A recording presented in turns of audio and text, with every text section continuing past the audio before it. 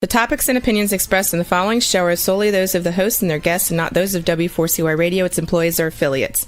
We make no recommendations or endorsements for radio show programs, services, or products mentioned on air or on our web. No liability, explicit or implied, shall be extended to W4CY Radio or its employees or affiliates.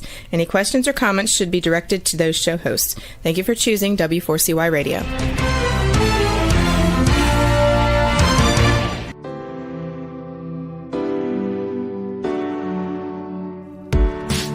Welcome to Success Secrets Exposed. Tune in live every Tuesday at 7 p.m. Eastern Time or Wednesday mornings in Australia on W4CY Radio and Talk4 TV. Every week, Sally leads intimate conversations with today's thought leaders, change makers, disruptors, and masters of their inner genius to bring you tips, strategies, and insightful perspectives on various topics shaping our lives and business growth, revealing the human element of success and challenge. Good morning, good evening, and good day to you all, and welcome to another episode of Success Secrets Exposed. Today, we're going to be talking with the Cancer Disruptor. Now, today's guest is Christine Handy, an international print and runway model, best-selling author, and inspiring keynote speaker. Christine's book, Walk Beside Me, is a fictionalized portrayal of her life, and it launched her into the spotlight as an advocate and as a speaker after its release in 2016. Beyond her writing and speaking, Christine is a breast cancer survivor, a social media influencer, and a nationally recognized humanitarian. She serves on the board of People of Purpose, the Break Free Foundation, and the Wonder Woman Initiative, supporting impactful causes. And her first novel is now being adapted into the upcoming film Hello Beautiful, set to release in the fall of 2024, so not long. So please help me welcome to the show Christine Handy. Hi. Good morning and good evening to you. Welcome. Thank you for joining us. Oh, thank you for having me. It's always a good day to inspire people. Absolutely. And I'd love you to start that inspiration, if you would, by telling us a little bit of the backstory. You know, what brought you from that world of high fashion and modeling to become the hope facilitator and the advocate that you now are? Well, I would say that it started as a very young girl in the modeling world at age of 11. Now I still am in the modeling world, and I'll get to that. But, you know, when you feel like, well, first of all, when you're in industry that is superficial, again, I'm in the industry, so I love my job. But when you're in industry that focuses on superficiality, right, the external portion of you, then for me, that's what I felt like my worth came from. So it was my value in the world, was what I look like. And, you know, when that is stripped away from you in illness, you quickly realize, man, that never was my identity. That was never my value. And of course, that's one focus. I could have stayed within that focus and said, okay, well, my value is now gone and I have no value. That would be one focus. Fortunately for me, I figured out my focus was finding who I was inside. And when I nurtured that part of me, instead of focusing so much on the beauty external, but on the beautiful Christine Handy inside, then I really figured out what my purpose was. And so I went from being a model, you know, worldwide model, to becoming a voice for women, a very big voice in the breast cancer community, but also a voice about nurturing your self-esteem so that people didn't go through what I went through. And what I went through was a very difficult shift, because when you focus on external stuff, and that could be, it doesn't have to be external beauty. It could be money. It could be things. It could be relationally, you know, anything that can be stripped away. All of those can be stripped away. Then that's a roller coaster. And I wanted my foundation coming out of breast cancer. I wanted my foundation to be more stable. So when I focused on my self-esteem, and when I focused on nurturing that, and I focused on faith instead of fear, you know, if we focus on fear, we become more fearful. If we focus on hope, we become more hopeful. So I would say that that shift ignited this pursuit inside of me to help other people with that, hoping that, if they were going through something similar, that they might get that courage that I was showing under that sort of paradigm shift. Yeah, thank you. And I think you've framed that up so well. There is so many different external variations that we have across humanity and our individualness and our communities. It's really great that you've actually helped share the fact that it's about, regardless of what the element is out there that's our roller coaster ride at the time, it all does come back to, what's inside of us and who we really, really are. So thank you for just sharing that. So being part of the Legacy Levers series, as we are talking today, I'd love to talk a little bit more about that power of hope and, overcoming obstacles, because you actually describe yourself, and I can feel that, that hope facilitator in talking with you. Can you share how the mission developed and why spreading hope, as that word of hope and courage, is so important to you? Well, if you look at the world right now, you know that hope is important. But I from a personal perspective, when I was going through breast cancer and I realized that my worth was internal and it's nothing to do with anybody externally, then I had this innate power. It was almost like it was my superpower. It's everybody's superpower. Well, when you figure out your superpower, which is ultimately always inside of us, then you have the courage to do things that we wouldn't normally have if we base our life on external. Because like I said, my hair was taken away, my external beauty was taken away. And so then I felt powerless. So if my power is within, nobody can take that. Nobody can shake that. And so when I realized that I wanted to show that light to other people, it became a very big mission, because most of the people I had worked with for my whole life were also models. Ironically, most of the models that I had worked with have a very low self-esteem, because most people don't think that. And so I thought, well, if I can write a book about the good, the bad, and the ugly about breast cancer, but also this transformation, then I can be honest and vulnerable. And wouldn't that be interesting to people to have a true story, right? Of very great pain, but also great survival. And wouldn't that be a way to give people hope? And wouldn't that be a way to be vulnerable and show this dependency on external to this shift in paradigm shift? And maybe that vulnerability would touch people's lives. So if I wrote the book, and maybe if the book got out there, maybe it would ultimately become a film. And if it became a film, that's a bigger audience to show hope. And once I wrote the book and it became popular, I became a motivational speaker. Then I went back to modeling with a concave chest, which is a whole nother audience that I was able to touch, which made a big splash, because, it's one thing to come out as a model when I'm 11 years old and young and beautiful, and then to come out at 50 when I'm scarred up and I have no chest because I lost it to breast cancer. Those are very different stories. I could use my history in the modeling space and come back as a disruptor in the fashion world, as a disruptor in the modeling space, as a disruptor in the cancer space. Then maybe I can touch people's lives and show them courage. And if I show them courage, maybe they can borrow my courage until they have their own. Yeah. I love that, borrowing the courage. So when I talk, I obviously work with lots of people that have written books as part of what I do for our business, and they often talk about how that they grow through writing the book, because they're birthing the book and they're going through that.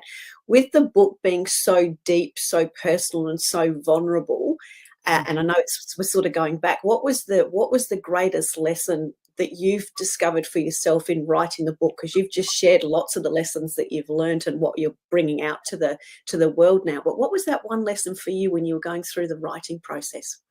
I have a voice. Yeah, nice. It's funny.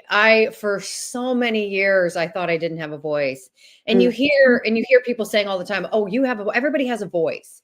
Go vote. Everybody has a voice." And for me, I thought, yeah, I don't really have a voice. I'm just a model, because, people put us in a box and we stay there.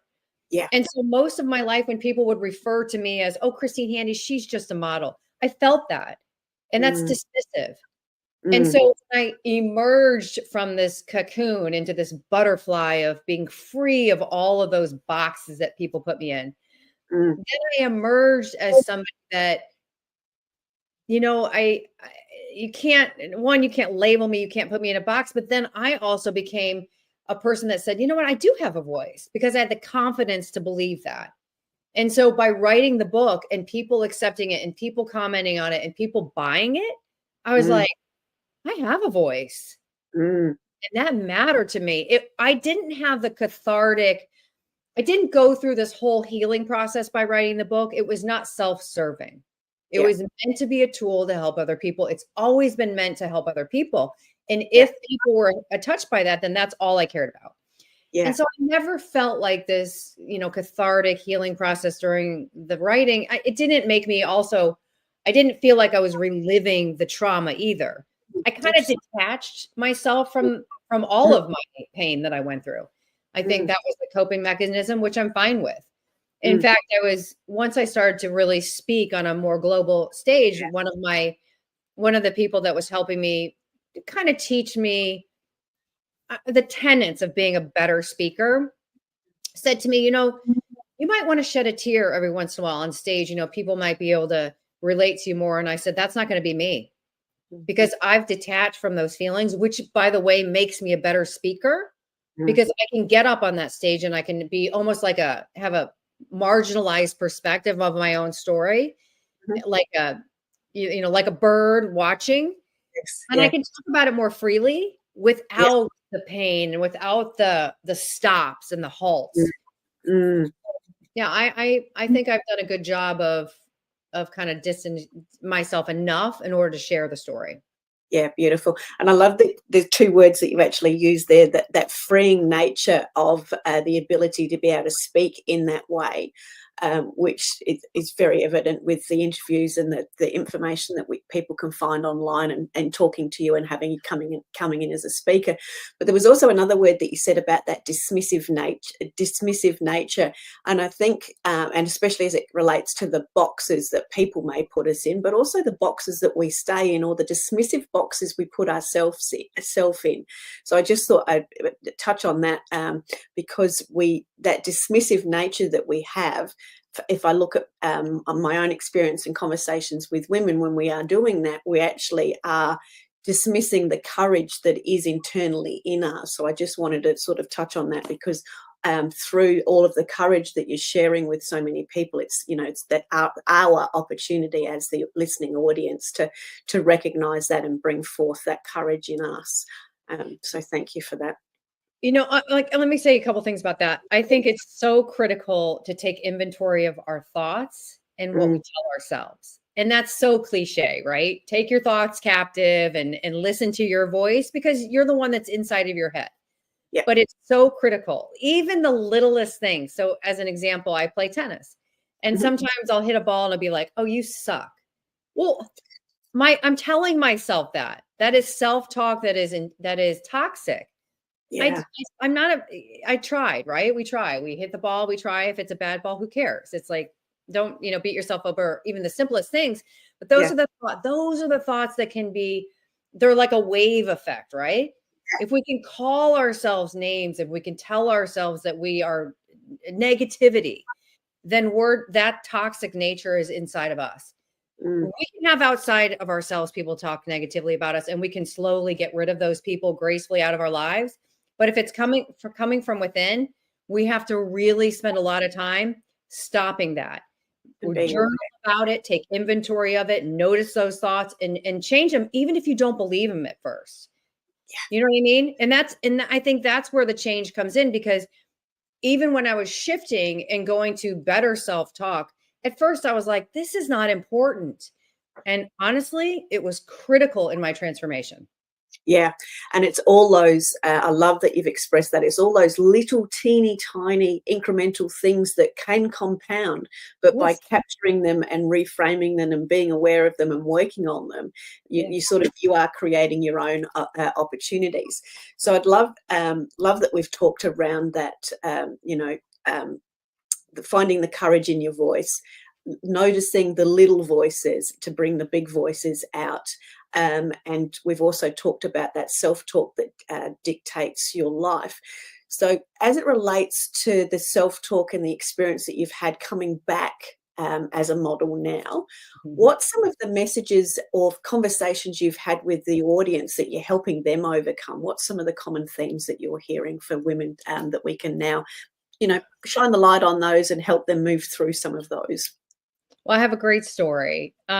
So when about a year and a half ago, maybe it was a little longer, the exact same week that I was hired by the largest lingerie brand in the world to model for them was the exact same week that somebody on social media made a comment and said, "Were you born a man or a woman?" Because I lost my chest. So I have a concave chest.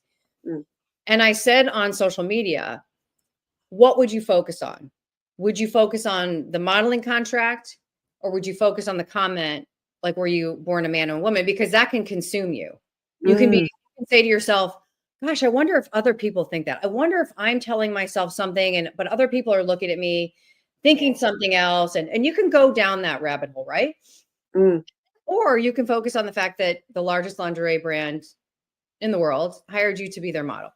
So I said on social media, I focused on neither, because the lowest of the low or the highest of the high, you got to get rid of that.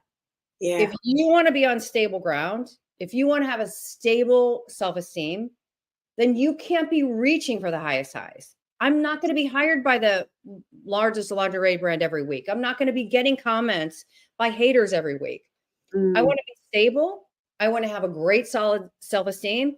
And those things I don't want to rattle me, whether high or low. I want to be even keeled, and I want to just walk through life inspiring people and not get tripped up along the way. I don't want an ego, and I don't want people to tear me down. So neither. I'm not focusing on either. And I think that was a great message for people, because women in particular on that message were like, I would have never even thought of that. Yeah, because exactly. Of course, intuitively we think, oh, I'm going to focus on the job, right? I don't do that. Yeah. Like I mean, I'll get I'll get a humanitarian award, and I think to myself, there are so many people in the world doing incredible things that never get noticed. I accept my award humbly. I put it in my house and I move on. There's no ego involved. I'm not doing this out of some sort of inflated ego. I'm not doing anything different than we should all be doing. Everything that I wake up and do every day is what we should be doing, period. It's what we are called to do. We are called to help other people. It's not extraordinary. It's not different. It is what we are called to do. We are called to serve. And so if somebody wants to give me an award, I'm like, well, that's super sweet, but it's not inflating my ego, nothing. And I'll call it balance, for want of a word that makes it easy for me to bring into my world, is that balance of self is such an extraordinary message, and is a really great anchor for that self-talk, which is what you've sort of expressed there as well. So can you talk us through that balance and that message that you've actually just shared there, from that place of service, where we can actually help people shift towards that positive change for themselves, and bringing some of those principles into their lives, like you've been able to bring into yours? Well, I think it starts with focus, right? I mean, if you focus on accolades and you focus on praise and you focus on getting something, if you focus on transaction, right? If I do this for you, then I want you to do something for me. That's a focus. But if you focus, you wake up every day like I do and say, okay, how can I serve today? Who can I serve? What community can I serve? Who can I reach out to? That becomes my focus. And all the other noise, all the other, whatever it is, whether it's an accolade or a hater, it's just noise. It really, and I'm not saying it's bad noise. Sometimes it's good noise. Sometimes it's bad noise. But that's, again, it's all what you focus on. And if you focus on the service and you don't focus on getting something back for it, then your life will be so much simpler. You'll have less of a roller coaster. It'll be just, I don't know. it's a peaceful place to live. Yeah. Yeah. And focus is often the first step to creating that change. You know, we all hear again, you know, what you focus on is what you get. But when you're on that roller coaster ride and you're in that, what I'm going to call that wobbly awareness, and you're working on yourself, and you've got all the outside stuff still coming in that you're sort of sifting through and sorting.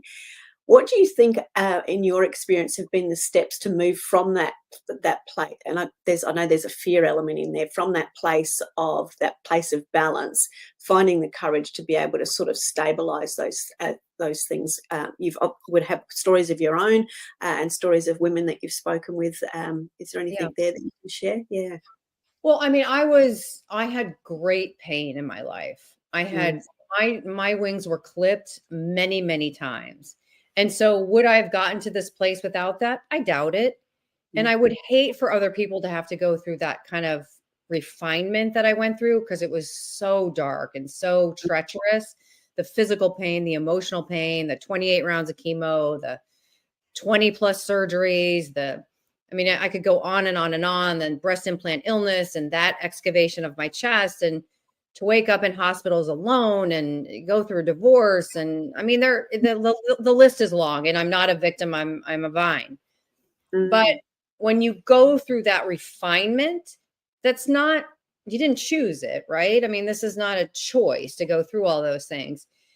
Then it really clips your wings. Of course, you have no ego. When somebody says to you, you are at 41, this is your chance of survival with a breast cancer diagnosis or whatever kind of diagnosis, and you have young kids at home, your ego goes right out the door, because you think to yourself, okay, at the end of my life, what am I going to say to myself?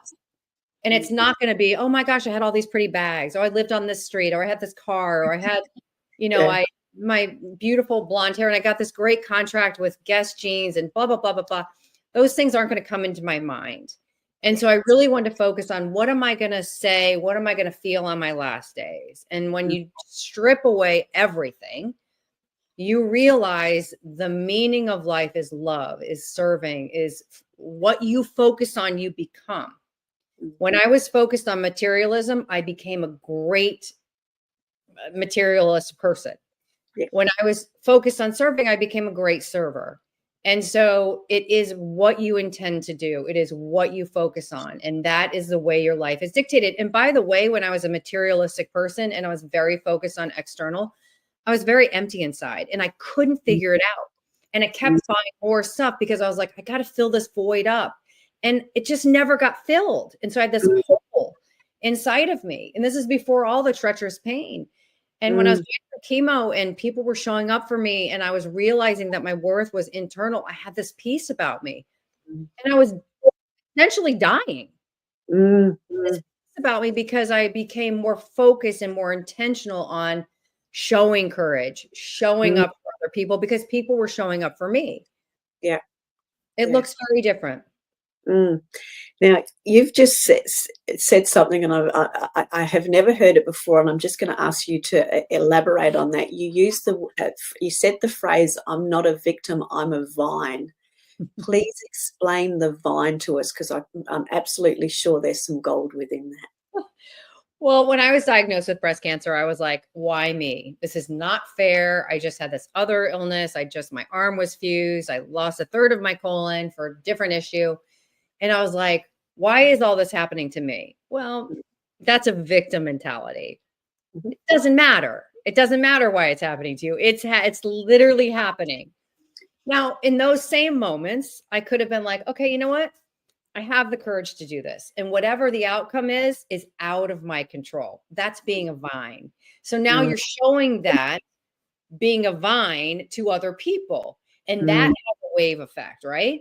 But if you're like, even for my kids, like when I was first diagnosed with cancer, I was showing them fear.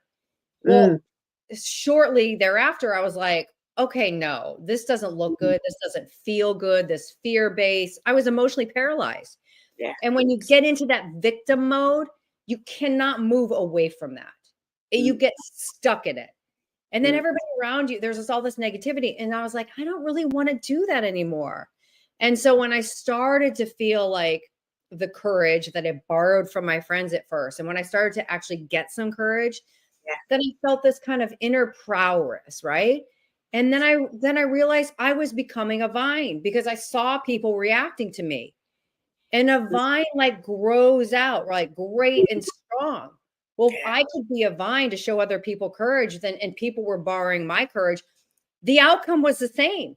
Whether I was going to live or die, the outcome was the same whether I was a victim of a vine. But how I chose to live every day was my choice. Mm. Which, and to me, there's the focus, and then there's that choice. So thank you for sharing on that. Now, you've also said something in there around you borrowed other people's courage and then found your own. So that comes back to, having the right sort of people around you and building the right sort of community. Can you talk us through some of those elements? Because on speaking to people, the community around them actually helps to, I'm going to say, louden the voice or make the voice bigger. So talk us through your experience of the right people around you and that borrowed courage and the building the communities. Yeah, I mean, really everything you listen to impacts your life. Yeah. So whether it's news, what news channel, the people who you pick to have in your life, your significant other, even the music you listen to. And when you take all of that inventory and you think to yourself, okay, why am I anxious? Why do I feel fear-based? Why do I feel scared? Whatever feeling, or take the opposite. Why do I feel hope? Why do I feel uplifted? Why do I feel these feelings? A lot of it is based on who you're talking to and who you surround yourself with. Yeah. So when you figure out like which category each person is in, if they're in the category of like not uplifting you and bringing you down and taking you back to places you don't want to go, you really need to gracefully get rid of them in your life because they will impact your life in a negative way. That's a choice that you have. So community is critical, and building a community is critical, and participating in community is critical because we want to give to others. We don't want to just be taking. And so when people were showing up for me every single day during my cancer diagnosis, I thought to myself, well, I'm not contributing to their life because I was so sick. They didn't care. It wasn't about the transaction. That wasn't what they were there for. They were there to show up for me. And when I was able to show up for other people, that was my job. But it wasn't the season for me to show up for other people. I wasn't healthy. But when I was healthy, then it was my job to show up for other people. And so there's seasons of our lives that we aren't going to be able to show up for other people, and we have to borrow other people's courage. But man, I'm telling you, if you don't have people on your team that will be there for you in those seasons of your life where you need to borrow their courage, you need to pick different people. Right now, when you're healthy and things are going well, think about what they're saying to you. I'm going to touch on something else in amongst all of that, if I may. We've talked about vulnerability and ourselves being vulnerable. And one of the things that when I'm speaking to different people, we've all had the scenario where we've had a fear around asking for help. Yeah, that one. And I'd love to hear your thoughts on, as it relates to this community and the ability to be there for others and have others there for us, and that conversation around asking for help. Please share some wisdom on that for us. So when I was first diagnosed with cancer and the couple other illnesses I had, I was very ashamed to ask for help. And this is where the vulnerability comes in. And I think why people like my story, because I talk about, the things I did wrong. Yeah. And that shame comes from a place of ego. Like, the world teaches us that women, we can do anything by ourselves. I think it's a flat out lie. Yeah. I'm not saying that you can't do anything that you set your mind to. I'm not saying that I can't, but why do it alone? We elevate each other by doing it together. Our stories elevate each other by doing it together. So that going back to the ego, that place of pride that kept me stuck from asking other people for help hurt me because I needed them. And so when I figured out that they weren't showing up for me for something, they were just showing up for me because they cared about me. That's when my ego and my pride just kind of softened, and I kind of let go of the ego and pride. And I said, okay, I need help. I need a lot of help right now. And they said to me, we're not here for one specific season. We're here forever. Yeah. But I had to be there forever for me too. And when we let our ego and we let our pride drive the train, we're not there for ourselves because we're dismissing our need for other people. We are here on this planet to be community driven. We are not here to be alone. We all saw that during COVID. It doesn't work. Asking for help takes courage. A courageous thing to do. And by the way, people want to help. They do. They do. Yeah. It's a privilege to help. And if you take that privilege from people, you're doing a disservice to them.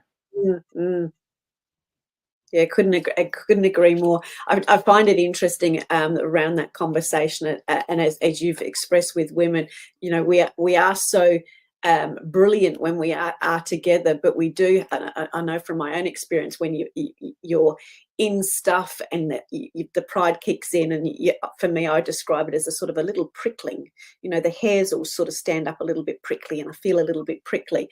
And with the right softening, you know, the bristles soften off, and the tone and the feeling and the self-acceptance changes, and then therefore the acceptance of the help and the other people being around us for all of the, you know, the right reasons, not our perceived prickly reasons, if that be the case. So thank you for sharing on that.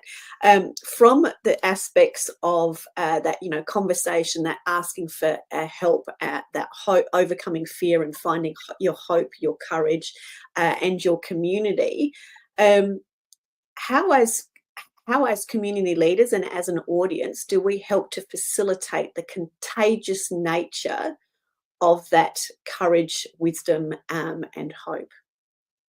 We show it, right? I mean, I model in Miami Swim Week in a bathing suit and I have no chest and I'm 54 years old. Well, you show it. That's one. You talk about it. Like we're having this conversation, and I talk a lot about it on social media. Listen, we're so tired of the highlight reels. Yeah.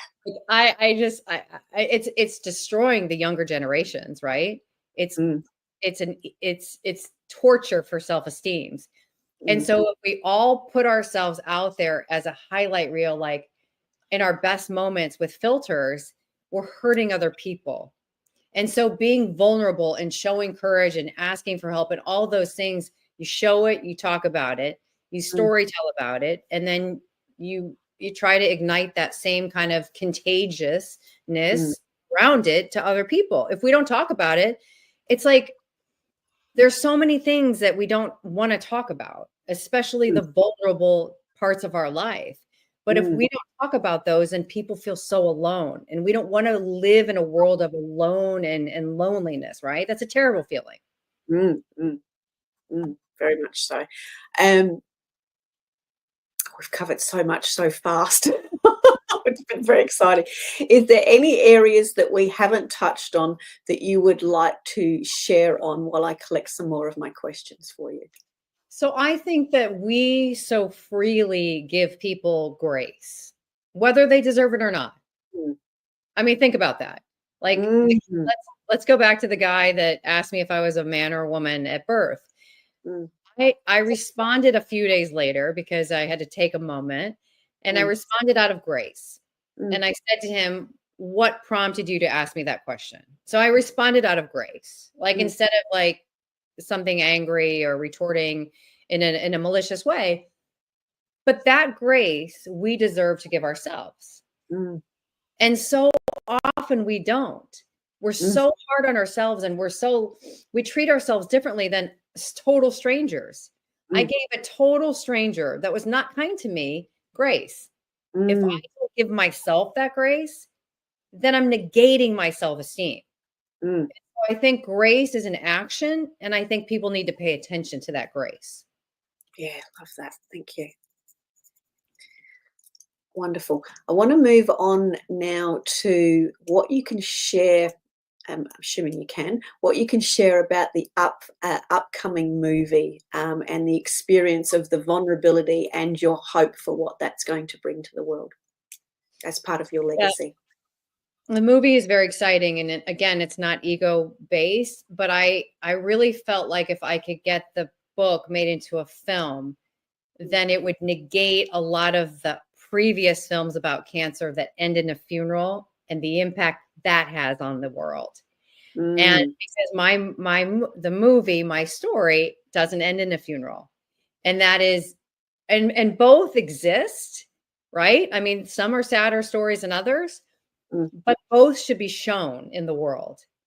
And I think in the movie world and in the TV world, there has been a bias to show stories that end in death in the cancer space. And I have righteous anger over that. And I think that narrative needs to change. And so because it's my story and because it's a very honest portrayal of my story, I think it's also important to show the duress of cancer, the difficulty of cancer in the family unit, but also things come in the end and there's healing and there's shifting and there's change, and it's all within the whole community and also in the family. And that is shown in the film. And what an important message right now. Yeah. More and more women are getting breast cancer now than ever. Younger women are getting it, which I have no idea why. And so what a great, hopeful story that will be. And because it's a film and because that's a bigger platform than necessarily getting on an interview or a podcast or an interview, whatever, then I think it has the opportunity to be a bigger impact. And that's my goal, is to have a global impact, obviously, and to give people hope. And that's a good way to do it. And so I'm very excited about Hello Beautiful coming out. I think it's going to be really now like January 2025. Getting a movie out, getting a movie made, getting a movie funded is nothing short of a miracle. And I think that we are so lucky that this is where it is. And now post-production's over, and, you know, we're really in the fun stages of the movie where it's going to be shown and seen by people. But it's a really accurate portrayal of my life, and I'm very excited to show that.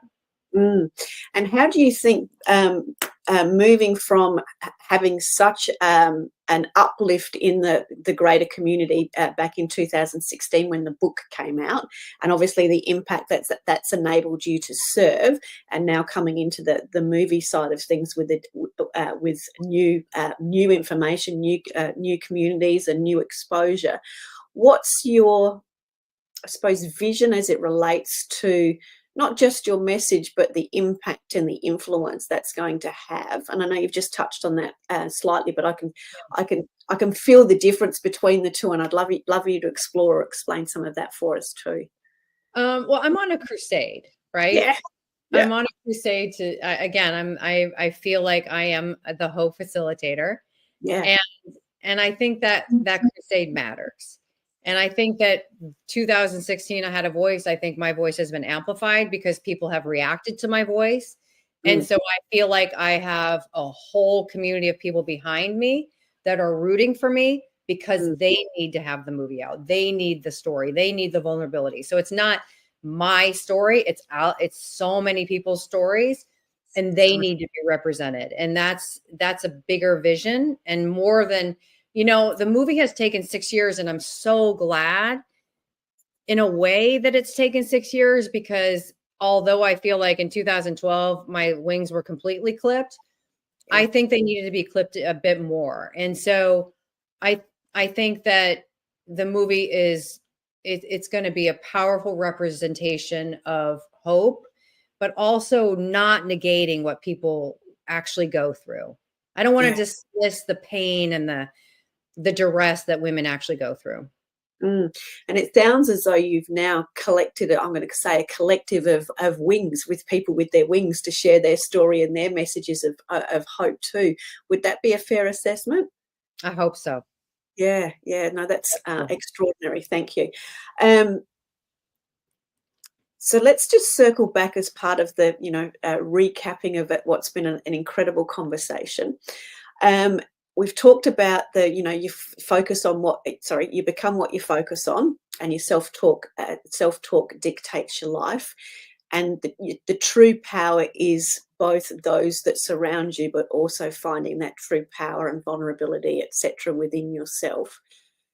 with all of that, and knowing that so many women are experiencing all sorts of different fears and uncertainties around all sorts of different things, or people in general, what would you share and say to them, almost from that perspective of, you're on the stage and they're all listening to you? What would you share with them to move them forward and help give them that borrowed courage today? Well, I think the world, right? I mean, just look at the billboards around you. They want to show you what you should buy, what you should collect, what you should bring home. And I think if you start introspective work and start to really understand who you are and figure out your purpose and understand what makes you tick, what keeps you up at night, what kind of projects, inspire you, that takes a long time. And I think people quit because in this world of fast pace, everything is quick and there's only like these small segments and we don't have the bandwidth that we used to have. Then I think people get frustrated and go, it's just not for me. I'm going to go back to filling up that void with this purchase or whatever. And I think I would say it's a long process, and don't give up on yourself, because that work is more important than being anything for anybody else. Be that for you, right? I mean, there's a big difference in doing the work for other people than doing it for yourself. And like I say, if you look in the mirror and you are able to tell yourself you love yourself, that's courage, right? And if you can't do it, get to the place you can. It's going to be a lot of work, but you will get there. Don't quit. People quit in the middle all the time. It's the people that don't quit in the middle that actually succeed at it, that have a better self-esteem and have a bigger voice because they believe in themselves. We do the introspective work and just know it's going to take a long time. Yeah, well said. Thank you. And anything worth doing is worth doing well, and sometimes does take that long time. And and I think that's a beautiful expression of how the vulnerability journey is just that. It is that journey of discovery, of self-discovery, it's always continuing and cycling through. So thank you for sharing that. Well, the other thing I'll say about that is, oftentimes when I think that we feel like we fail, you can reframe that and say you're failing forward. Yeah. You don't failure. And every time I have failed, it has elevated me. It has moved me in a different direction that I needed to go. Failure, I welcome. Yeah, well said. Thank you. Brilliant. Yeah. Thank you. As part of, winding things up and giving people the ability to know what they can do next as it relates to sharing your story, sharing the journey with you, how is it best for people to get in contact with you as it relates to potentially keynote speaking, and obviously purchasing the book and following the rest of the journey? What's the best way people can connect with you? Well, my website is a good place to start, christinehandy.com. There's my representation is on there. I also am on all socials. I try very hard to respond to all the messages, and I love hearing feedback. So reach out to me. And then look for the movie. The movie is going to be impactful and I hope very important for this world. Yeah. Do you know who it's coming out through as yet, or not? So it'll come out in a film festival first and then into theaters. Beautiful. Thank you. And there's obviously potential there with when it's coming out in theaters to be able to do more and bring more communities together and showcase it as a movie. So yeah, that's perfect. Thank you for sharing that. Is there anything else, just as we come to the last few minutes, so to speak, that you would like to continue to share with the audience, recap, and bring to the fore? Going back to social media, I would discern who you are following, because I think that's so critical. If you're following people that are only putting out highlight reels, it's going to like shred your self-esteem. Follow people that are positive, follow people that are hopeful, follow people that are not fear-based or are shocking you or just posting all of their beautiful vacations.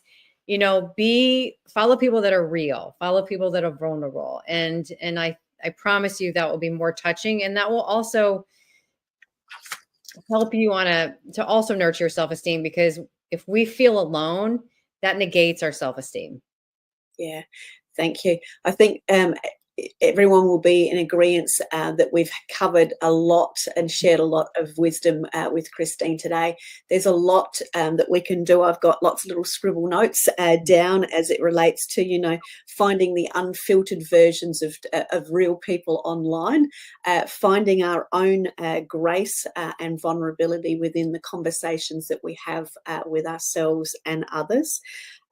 Definitely giving ourselves the ability to ask for help and accept help when it's there for us. And certainly the focus, what we're focusing on, becomes paramount, and then the choices that we make within that focus.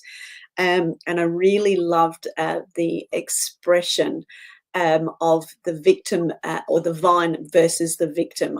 I can really, being a visual person doing the work that we do visually, that expression of the vine, how that just sort of continues to grow and spread and flower and become more in the essence is definitely a beautiful story of courage, and is and very, very hopeful for the rest of the community. So in closing, you have a book that people can find, and the book is called Walk Beside Me, and it's that book that's being turned into the film that's going to be called Hello Beautiful. Yes. Walk Beside Me is on Amazon and most places, Barnes and Noble, Target. So it's accessible. Yeah. It's funny. I never promote my book. I think it's because it came out like 8 years ago, and I should promote it. It's not that I don't want to promote it. It's just, I feel like, I was on this book tour back then, and it's just kind of, I moved on from it. Yeah, but I love my book. I even read it myself. Yeah, and I do want to touch on that, because working with so many authors like we do, it is a case of I've done the book, I've done the marketing, I've done the promotion, and then it gets forgotten about, which is why I always sneakily bring it back in, because that's my Sally nag. Because there is so much wisdom in a book, but yes, I appreciate that you've grown from it.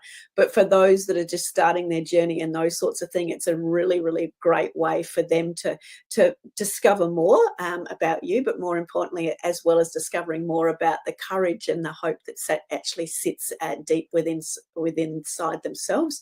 So the book's accessible right now, so that's creating the opportunity for people right now, and then they can relive the book in a different light and see a new form of grace when it becomes the Hello Beautiful movie as well.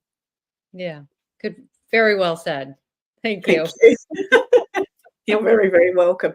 Any closing quotes, thoughts, or remarks from you as we finish up? Even a person like me, who gets in the public all the time, there are days when I need to borrow courage from other people. So don't feel let down if you need to borrow courage, because there's no pride and ego in this thing called life. We're all trying to get through, and borrowing courage and asking for help really is the only way to navigate it in a healthy manner. Thank you. And with that, thank you very much, Christine, for sharing so much wisdom with us, really highlighting the hope and the possibilities and the opportunities for us all. It's been an absolute pleasure sharing with you. I look forward to people grabbing your book, and I look forward to sharing the movie when it comes out, and then getting that out into more communities. Again, Christine, thank you very, very much. It's been an absolute pleasure. Thank you. Thank you, everybody, and we will look forward to seeing you again on another episode of Success Secrets Exposed. Till then, we'll see you next time. Take care. Remember, if you want to be sought after and sold out, as well as being known as the obvious expert in your industry, you need to speak with Sally, our host of Success Secrets Exposed. Sally is the founder of Monetize Your Content, a done-for-you content marketing agency that helps you be easy to buy. See you next week on another episode of Success Secrets Exposed. Tune in live every Tuesday at 7 p.m. Eastern Time, or Wednesday mornings in Australia on W4CY Radio and Talk4 TV.